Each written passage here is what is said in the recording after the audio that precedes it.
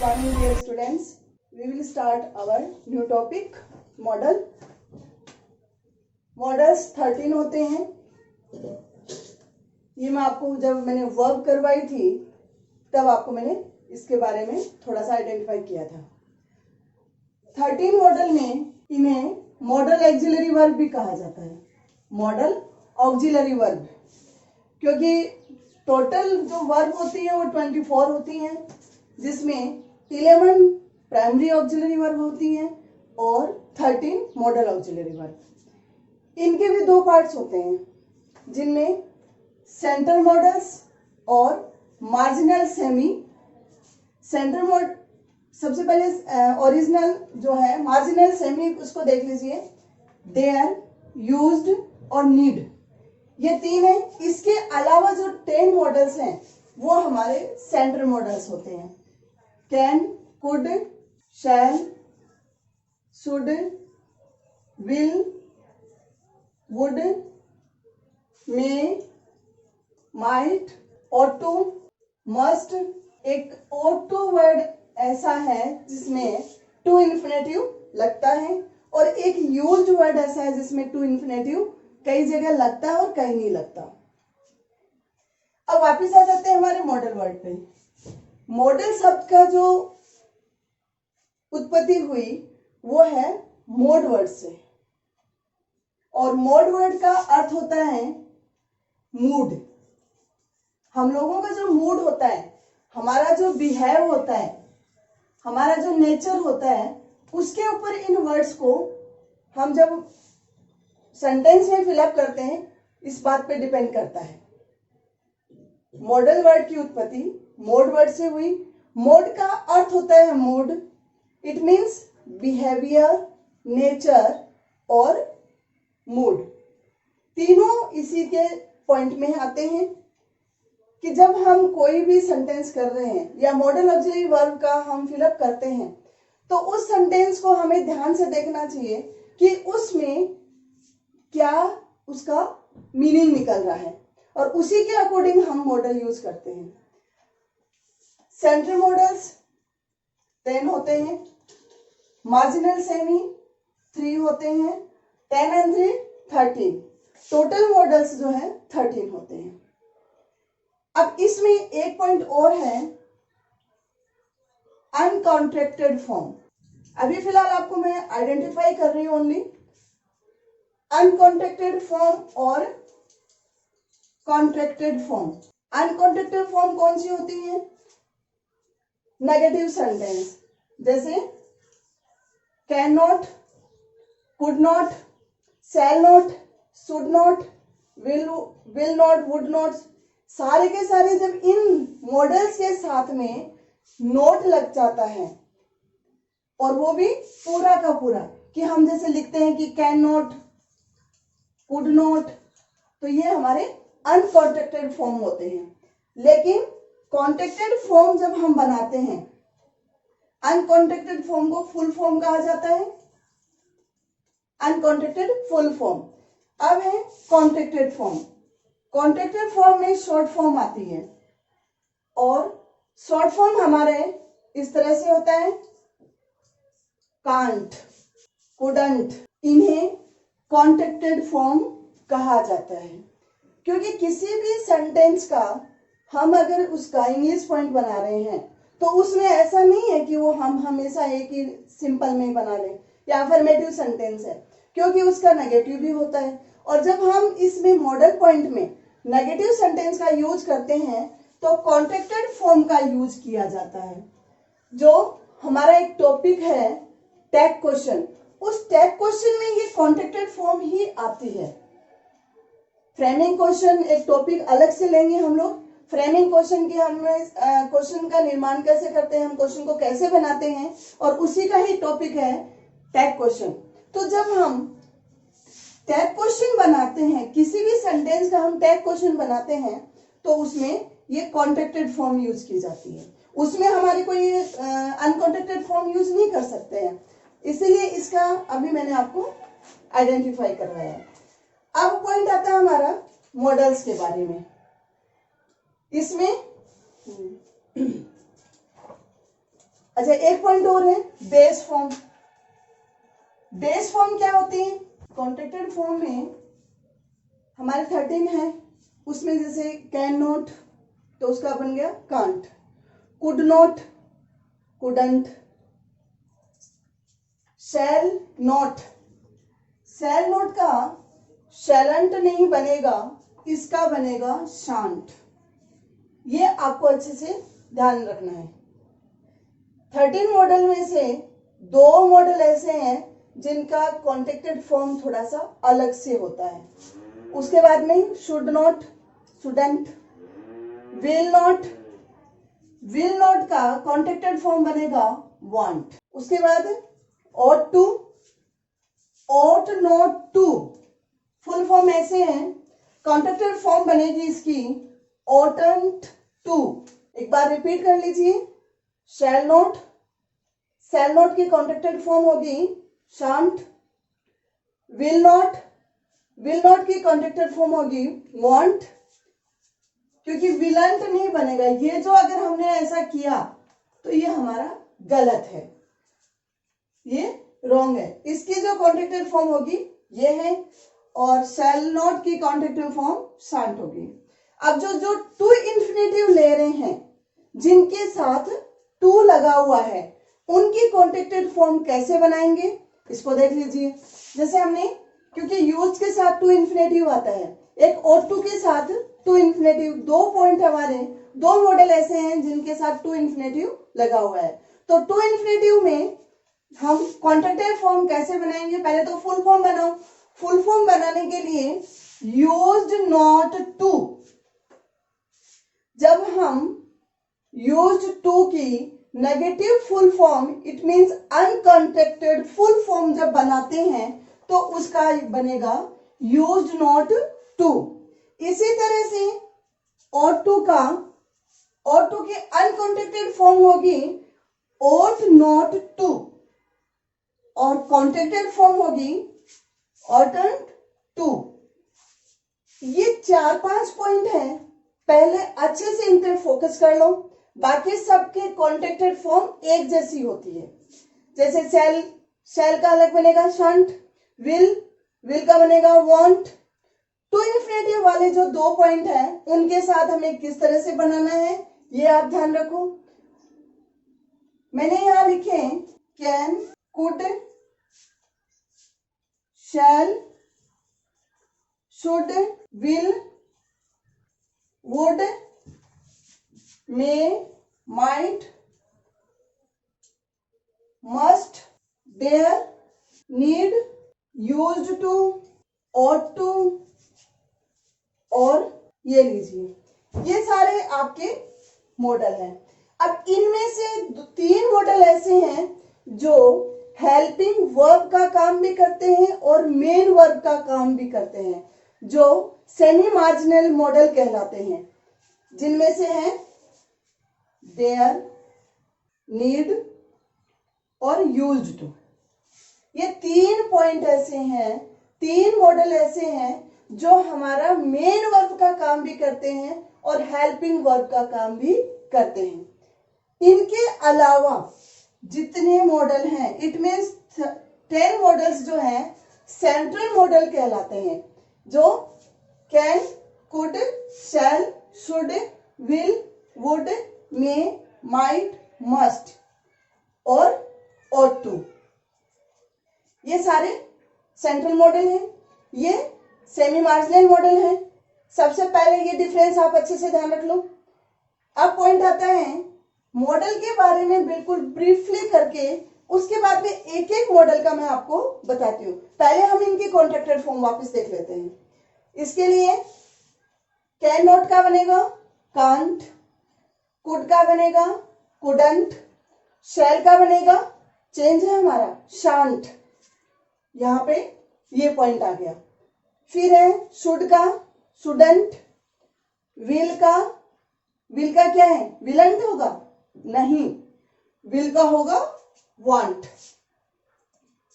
Would का wouldn't, मे का main, माइटन, must मस्टन। इन सब के और सारे ऐसे ही हैं अब इनका थोड़ा सा वो oughtn't to, usen't to, needn't to, sorry need के साथ तो नोट लग टू लगेगा ही नहीं ना, टू इन्फिनेटिव के दो ही हैं, यूज और ओट टू। इसमें जो टू इन्फिनेटिव वाले जो पॉइंट है उनका फुल अनकॉन्ट्रैक्टेड फॉर्म कैसे बनती है, ये यूज्ड नॉट टू और ought not to, और contracted form short negative form भी हम कह सकते हैं, हमारे माइंड में रखने के लिए शॉर्ट नेगेटिव फॉर्म, या फिर वैसे इसको बोला जाता है कॉन्ट्रैक्टेड फॉर्म। अब इसमें एक पॉइंट और है कि बेस फॉर्म क्या होती है, रूट वर्ड क्या होता है, बेस फॉर्म क्या होती है। मैंने पहले वाले लेक्चर्स में एक जगह बताया हुआ है, बेस फॉर्म वो होती है जिस वर्ड के आगे या पीछे प्रीफिक्स या सफिक्स जुड़कर उसकी कोई भी फॉर्म न बने, जिसमें प्रीफिक्स और सफिक्स न जुड़े, वो हमारी बेस फॉर्म होती है। टू इन्फिनेटिव क्या होता है, जब हमारी मेन वर्ब के आगे टू लग जाता है तो वो हमारी टू इन्फिनेटिव वर्ब होती है। इतना समझ में आया? आगे चलते हैं, इनके कुछ पॉइंट्स हैं जिन्हें हमें याद रखना है। सबसे पहले, मॉडल के साथ कभी भी वर्ब की सेकंड फॉर्म और थर्ड फॉर्म नहीं आएगी। मॉडल अपने साथ हमेशा वर्ब की फर्स्ट फॉर्म यूज करता है। जहां पे भी हमें मॉडल यूज करना है, मॉडल यूज करने के तुरंत बाद में वहां पे वर्ब की फर्स्ट फॉर्म यूज होती है। पहला पॉइंट। दूसरा पॉइंट है, मॉडल के साथ कभी भी वर्ब की फर्स्ट फॉर्म में एस या ईएस लगा नहीं होता है। अगर हम मॉडल यूज कर रहे हैं और वर्ब की फर्स्ट फॉर्म में एस या ईएस लगा हुआ है तो हम उसे हटा देते हैं। पहला पॉइंट था हमारा, मॉडल के साथ हमेशा वर्ब की फर्स्ट फॉर्म आती है। दूसरा पॉइंट है हमारा, वर्ब की फर्स्ट फॉर्म में एस या एस नहीं लगा हुआ होता। तीसरा पॉइंट है कि जहां हम मॉडल यूज करते हैं वहां मेन वर्ब में कभी भी आईएनजी फॉर्म नहीं होता है। इतना अच्छे से ध्यान रखो कि मॉडल हमेशा अपने साथ वर्ब की, ओनली वर्ब की फर्स्ट फॉर्म लेता है। इसके अलावा जहां हम मॉडल यूज कर रहे हैं और अगर सेकंड फॉर्म और थर्ड फॉर्म यूज हुई है तो उसे हमें convert into first form and use to modal, otherwise हमारा क्वेश्चन रॉन्ग हो सकता है। अगर हमने मॉडल के साथ वर्ब की फर्स्ट फॉर्म में एस या यस लगा दिया या फिर मॉडल के साथ वर्ब की फर्स्ट फॉर्म में आईएनजी लगाया तो हमारा क्वेश्चन गलत है। अच्छे से याद करो कि हमें केवल मॉडल जहां यूज होगा वहां हमेशा वर्ब की फर्स्ट फॉर्म यूज होगी, अदर पॉइंट कोई यूज नहीं होगा। नेगेटिव सेंटेंस में फुल फॉर्म नहीं आएगी, उसमें आपकी contracted form, it means short form आती है, जो हमने अभी सबका इस लेक्चर में एक एक का देखा है। दो फॉर्म ऐसी होती हैं जिनका नेगेटिव कॉन्ट्रैक्टेड फॉर्म बनाने के लिए उसका पूरा का पूरा वर्ड चेंज होता है, क्योंकि अगर हमने साइलेंट लिख दिया तो वो हमारा गलत है, विलंट लिख दिया तो हमारा गलत है। शैल नोट का शान बनेगा और विल नोट का वॉन्ट बनेगा। मैं बार बार इसलिए रिपीट कर रही हूँ कि जब हम कभी भी अपने क्वेश्चन को सॉल्व कर रहे होते हैं तो बिल्कुल जल्दी में, रनिंग में हम क्या करते हैं कि इसकी कॉन्ट्रैक्टिव फॉर्म, नेगेटिव सेंटेंस है, कॉन्ट्रैक्टिव फॉर्म यूज करनी है तो हमने लगा दिया साइलेंट, और इतना करते हैं हमारा सारा गलत हो गया। इतना होने के बाद में अब एक एक पॉइंट के बारे में बात कर रही हूं। पहले कैन, कुड। कैन आता है प्रेजेंट टाइम के लिए। अच्छा, पहले थोड़ा सा एक चीज और देखो, एक हमने बार बार कई सेंटेंसेस में देखा था हैज टू, हैव टू और हैड टू। ये पॉइंट भी हमारे सेंटेंस में, मॉडल में आ जाते हैं। इनका जहां ये यूज होते हैं उनका अर्थ होता है पड़ेगा, मतलब हमें ये काम करना पड़ा, हमें ये काम करना पड़ता है, ये काम करना पड़ा, या मुझे ये काम करना पड़ेगा। ऐसे वर्ड जब हमारे सामने आते हैं तो उसके लिए हमेशा ये ध्यान रखो कि हैज टू सिंगुलर सेंटेंस के साथ हमें टेंस याद है, टेंस के अकॉर्डिंग ये हमें यूज करना है। उसकी जो फॉर्म है उसके साथ जो हेल्पिंग वर्ब यूज हुई है उस सेंटेंस में, उसके साथ हम हैज टू लगा देते हैं। प्रेजेंट टाइम के लिए अगर बात होती है कि मुझे ये काम करना पड़ा, मुझे ये काम करना पड़ता है, तो उसके लिए हम हैज टू यूज करते हैं। अगर हमारा सब्जेक्ट सिंगुलर है तो हैज टू लगाएंगे, अगर हमारा सब्जेक्ट प्लूरल है तो प्रेजेंट टाइम के लिए हैव टू लगाएंगे और पास्ट टाइम के लिए हैड टू लगाएंगे। वो जो रूल ऑफ टेंस, जो हमारे टेंस के रूल हैं, उसके अकॉर्डिंग जो हमारी हेल्पिंग वर्ब उनमें यूज हुई है, उसके बाद में वैसा का वैसा स्ट्रक्चर हमें बनाना है और फिर हमारे को हैज टू, हैव टू और हैड टू लगाने हैं। ये तो हुआ हमारा प्रेजेंट का और ये हमारा पास्ट का। अगर हमारे सेंटेंस में ये आएगा कि ये काम मुझे करना पड़ेगा, तो उसके लिए क्या यूज करेंगे? उसके लिए हमारा हेल्पिंग वर्ब है विल, हैव टू। चाहे सिंगुलर सेंटेंस हो, चाहे सिंगुलर सब्जेक्ट हो, चाहे प्लूरल सब्जेक्ट हो, हमें विल हैव टू ही लगाना है। नेगेटिव सेंटेंस अगर आता है तो जैसे पहले हमारे डू डज आ गया, अगर डू आया है तो इट मीन्स हैव टू लगेगा, डू के साथ हैव टू लगेगा। और डज आया है तो इट मीन्स वो सिंगुलर सब्जेक्ट है तो उसके साथ डज लगेगा। पास्ट टेंस में हैड टू दोनों के साथ ही आएगा, चाहे सिंगुलर सब्जेक्ट हो चाहे प्लूरल सब्जेक्ट हो।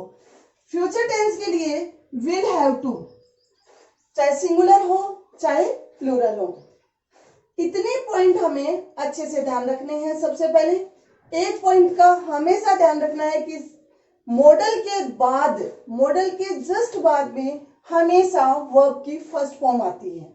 इसके अलावा मॉडल अपने साथ ना तो सेकंड फॉर्म लेता है और ना ही थर्ड फॉर्म लेता है। अब है एक चीज और देख लीजिए, बार बार मैं एक पॉइंट यूज कर रही हूं, वर्ब। वर्ब का अर्थ क्या होता है? वर्ब मीन्स क्रिया। अब ये क्रिया क्या है? काम करना, कोई भी काम करना। जो सेंटेंस में हमारे जो काम हो रहा है, किसी भी सेंटेंस में हमारे जो भी काम हो रहा है वो हमारा वर्ब है। और वर्ब का अर्थ है क्रिया, इट मीन्स काम करना। अब हम एक एक मॉडल के बारे में बात करेंगे। तो सबसे पहले हम लेते हैं कैन। मॉडल भी एक वर्ब की तरह यूज होती है क्योंकि वैसे हेल्पिंग वर्ब है और कभी कभी ये बेस फॉर्म की उसमें भी यूज किया जाता है। अब है मॉडल में क्या क्या होता है, मॉडल कहाँ कहाँ यूज होती है? मॉडल कमांड, रिक्वेस्ट, परमिशन लेने देने के लिए, प्रोबेबिलिटी और ऑब्लिगेशन, इन सब में मॉडल यूज होता है। अब सबसे पहले कमांड में कौन कौन से मॉडल यूज होते हैं? इनमें मिक्सअप है सारा, अलग अलग नहीं है। अभी मैं आप लोगों को सारा एक बार ब्रीफली करवा रही हूं, फिर मैं एक एक मॉडल के बारे में पूरे रूल वगैरह लिखकर फिर आप लोगों को पूरा क्लियर करवाऊंगी। पहले जैसे आपको याद रहे वैसे आप याद रख लेना। दो तरह से मैं आप लोगों को करवा रही हूँ। सबसे पहले कमांड। कमांड में कौन कौन से मॉडल यूज होते हैं? कमांड में मस्ट यूज होता है, शैल यूज होता है और विल यूज होता है। कमांड करना क्या होता है समझ रहे हैं आप लोग? कमांड के लिए जो मॉडल यूज करे जाते हैं, कमांड के लिए मस्ट, शैल और विल। सबसे पहले मैं ले लेती हूं must. Students must come in uniform. Must का अर्थ होता है बहुत ही जरूरी होना, बहुत ज्यादा आवश्यक होना कि ये काम तो हमें करना ही पड़ेगा। वो वाला पड़ेगा नहीं जहां has to have to use करें कि आपको ये काम करना है। आपको बिल्कुल बाध्यता कर दी है कि तुम्हें ये काम करना ही है, तुम इसको छोड़ नहीं सकते। इसी तरह से students must come in uniform, students must come in uniform. Second point है आपका शैल। शैल आता है कि किसी भी ऑफिशियल कमांड को शो करने के लिए, आई रिपीट माई पॉइंट, किसी भी ऑफिशियल कमांड को शो करने के लिए शैल का यूज होता है। जैसे ऑफिसों में जो काम किए जाते हैं उनके लिए, तो ये है the state shall provide free education to children. The state shall provide free education to children. अगला पॉइंट है आपका विल।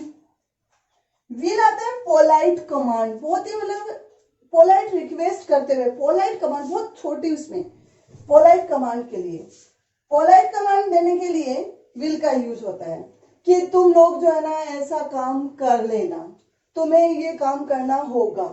तो इसलिए इसका एग्जांपल हम लेते हैं, you will reach office tomorrow 8:10 AM, कि तुम कल जो है 10 बजे तक ऑफिस आ जाना। इसके लिए विल यूज हुआ। इसमें पोलाइट रिक्वेस्ट हुई, पोलाइट बात हुई है, बिल्कुल आराम से बोला कि तुम्हें ये काम करना है तो करना है, तुम ये काम कर लेना। उसमें कोई तुम्हारे को जोर नहीं दिया गया है। जहां बहुत ज्यादा जोर देना होता है वो मस्ट यूज हुआ। जहां ऑफिशियल पॉइंट्स, ऑफिशियल कमांड्स को शो करना होता है वहां हमारा शैल यूज हुआ। और पोलाइट कमांड के लिए विल है। दूसरा पॉइंट है हमारा रिक्वेस्ट, रिक्वेस्ट करने के लिए। अब इसमें भी हमारे अलग अलग मॉडल यूज होते हैं। तो पहले तो मैं आपको इन पांचों पॉइंट्स में कौन सा मॉडल कौन कौन से पॉइंट में यूज हो रहे हैं, कौन कौन से मॉडल कौन कौन से पॉइंट में यूज हो रहे हैं। जैसे कमांड में हमारे 3 मॉडल यूज हुए, लेकिन रिक्वेस्ट में भी इनमें से मॉडल यूज होगा, विल यूज होगा। आगे परमिशन के लिए मे, कैन, ये सारे यूज होते हैं। जहां बहुत कम संभावना है वहां के लिए ऑब्लिगेशन के लिए। तो इनमें जो मॉडल यूज हो रहे हैं हमारे 13 मॉडल, इन सभी में इन पांचों पॉइंट्स में घूमते रहते हैं। तो सबसे पहले हम इनका लेंगे। तो अब दूसरा आएगा रिक्वेस्ट का, फिर परमिशन का, उसके बाद में प्रोबेबिलिटी और फिर ऑब्लिगेशन। ये एक बार आपको ब्रीफली करवाने के बाद में मैं आपको एक एक पॉइंट कि जैसे मैंने आपके लिए लिया सबसे पहले कैन, तो कैन के लिए जो प्रेजेंट टाइम में जो रिक्वेस्ट होती है, जो परमिशन लेने देने के लिए बात होती है, उसमें यूज होता है। कुड, इसका अलग पॉइंट है। तो इसी तरह से मैं आपको सारा का सारा करवाऊंगी। जहां भी समझ में नहीं आ रहा है आप मुझे बता सकते हैं। Okay, thank you.